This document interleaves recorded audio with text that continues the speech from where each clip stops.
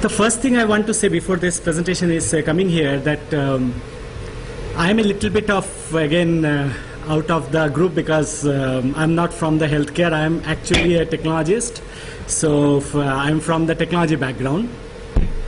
And let us see how the technology can be actually utilized and what are the various things already we have done in India and we are also, we can do it. So I have put some of the slides here. Positively, a lot of things will be already known to you. So Ms. Chanchala Madam, first citizen of Pune. So with your permission, I'm starting my presentation. Yeah. So if we see, AT&T has said, we believe that the use of technology and smart networks can create a healthier world. Dell, breakthroughs in information gathering, research, treatments, and communications have given medical providers new tools to work with and fresh ways to practice medicine. USA President Barack Obama recently, last year, our recovery plan will invest in electronic health records and new technology that will reduce errors, bring down costs, ensure privacy, and save lives. So this is not the problem of India. Even the USA President also has to give a similar remarks which we are talking here. If we see the ecosystem, the patient ecosystem, not hospital ecosystems, I am changing the total paradigm from the hospital to the patient side.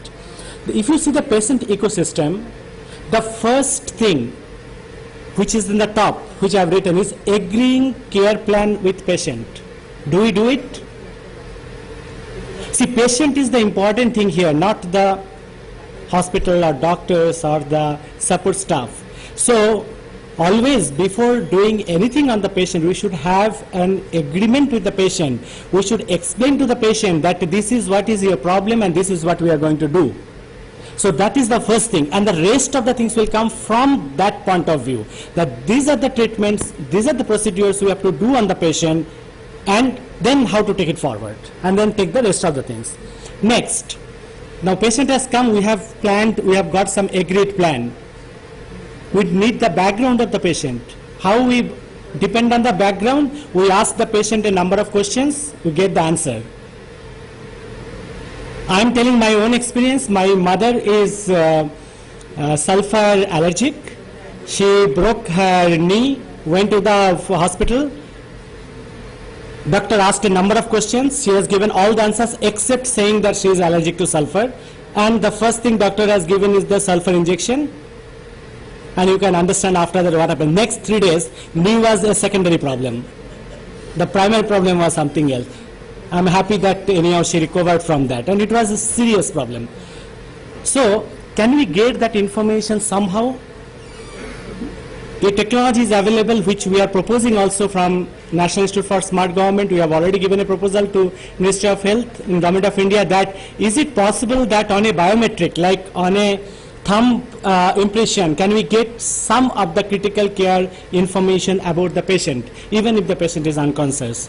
So with a biometric, some of the information. Next comes the mobile health.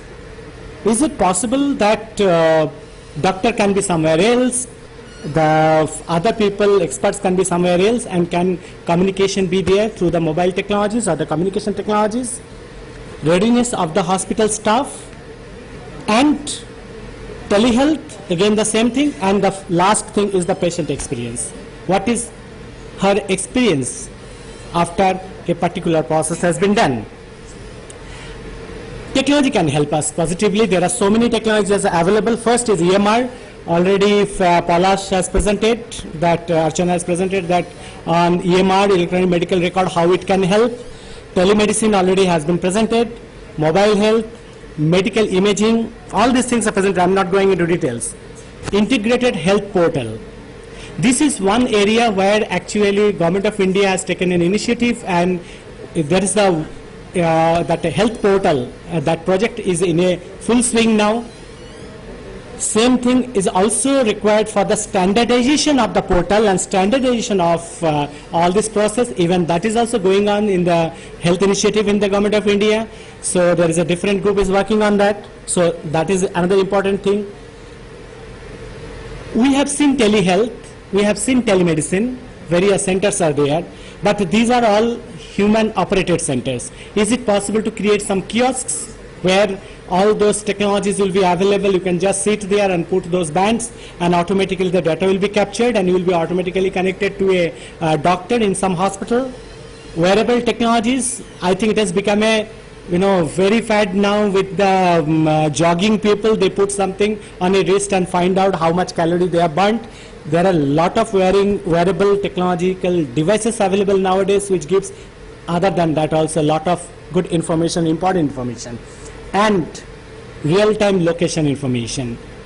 This real-time location information may not be directly involved with healthcare, but it is involved with some of the other things like accidents related thing, like where some of the blood information is recorded. You need some blood group, you don't know where it is available. If you can get location information that at this particular location blood is available, you can get it very fast. So there are some of the supportive or support things, activities, the location based information can be utilized. There are some success stories. Janani, already we have heard lot of, I think that was one of the first very important project which has been done throughout India. 108, that is the ambulance service, again throughout India. I'm the designer of that 108. 2004 we started this design. 2006 the first implementation happened in Andhra Pradesh. In Hyderabad, I'm from Hyderabad, so in Andhra Pradesh the first implementation, and then rest of the country slowly we are doing.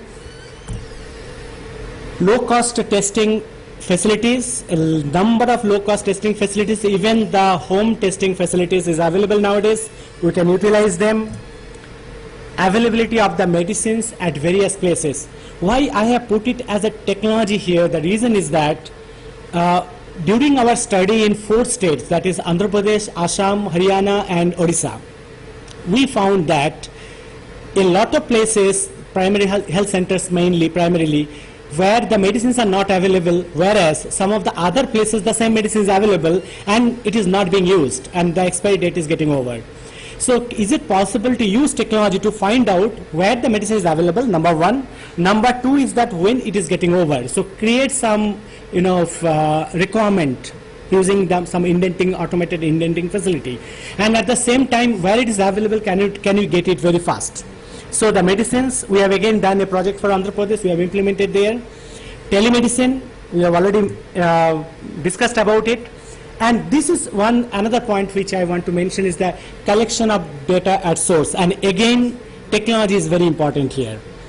Because what is happening, I'll just give you one simple example. That is, if, let us consider there are 10 ASHA workers or ANMs, they went to the village, a particular village, and they got 4 patients having fever, and a particular type of fever. Now every ASHA workers, they think only 4 fevers are there, it is not a problem.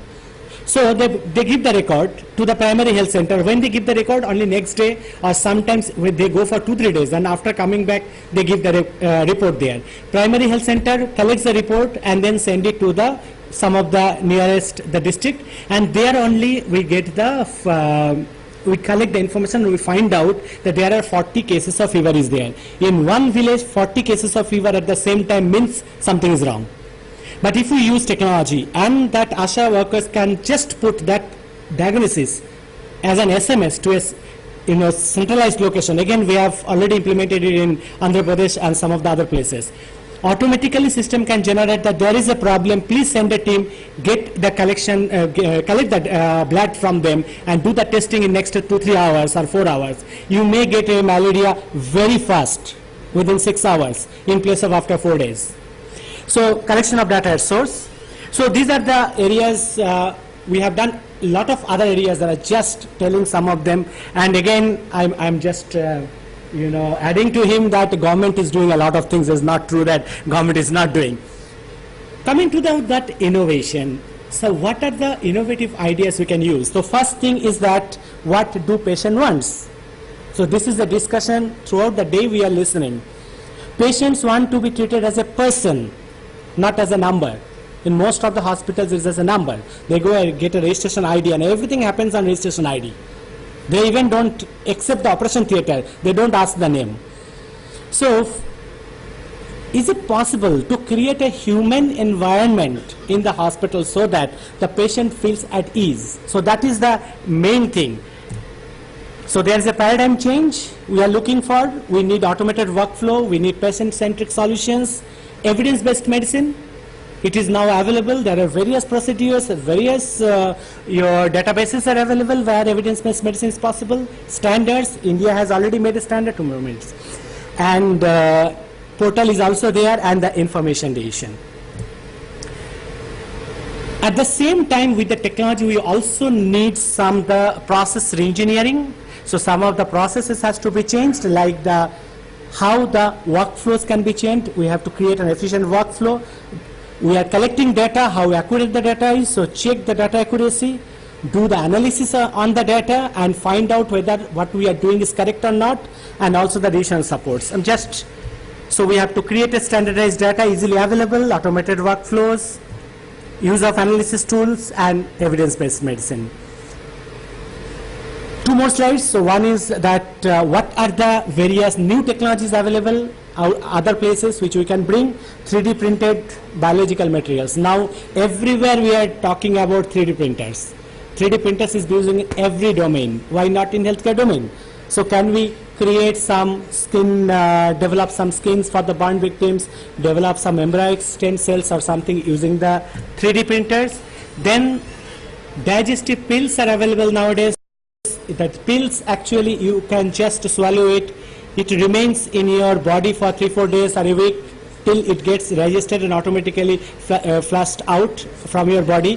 When it is inside, it collects a lot of data and it automatically sends the data to a sensor nearby.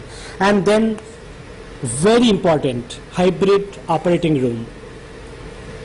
The operating room should not be a separate unit within the organization. It should be an integrated unit, and maybe we can change the design of the operating room in a manner that the rest of the things are very nearby available.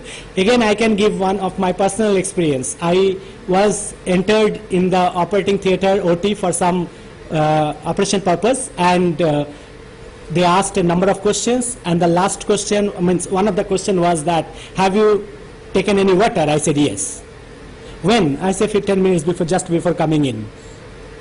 And you can understand immediately that OT was postponed and I was taken out again, and after 2 hours. Now a question comes is that I have been told that don't take any food, but I have never been told don't take even water. And just before going in, and I was nervous positively, so I asked my wife, can you give me some water? I just drank the water and entered the operation theater. Now this is a process. So if that process is automatically there, then positively this doesn't happen. So I just wanted to say a few words here. I know the time is very less, so that is my end. And I don't know whether time is there for some questions. Then no time is there for the questions, so we can have the questions when we are having lunch offline. Thank you very much. I also want to thank all the panel members as a session chair that there was a very nice presentations, and also particularly thank to Madam Mayor that for coming in a perfect timing when my session is going on. Thank you very much.